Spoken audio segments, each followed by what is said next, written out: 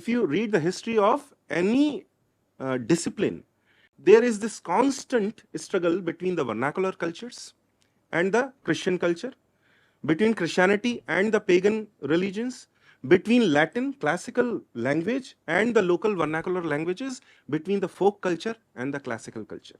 There is a constant tussle struggle, and it's very violent because the classical tradition does not recognize and wants to destroy the vernacular culture and region.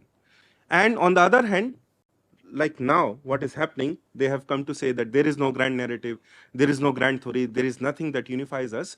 So the pendulum swings, as with the West often does, to the other extreme, where now they are saying there is nothing central. There is no universal idea.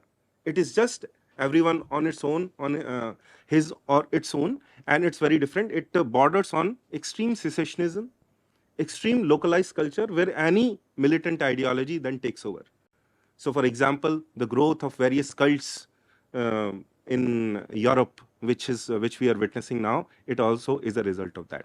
And this has been the struggle all over the world, even in China, which is the closest society to Bharatvarsh, which exists now, because it is not Judeo-Christian, it still survives as a pagan polytheistic culture.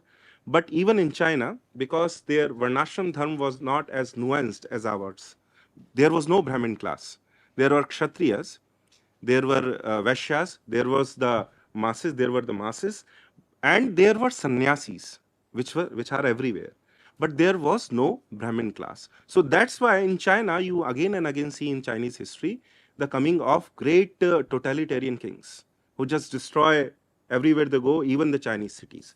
So that is something which is very, very peculiar with Bharati or Sanatan tradition.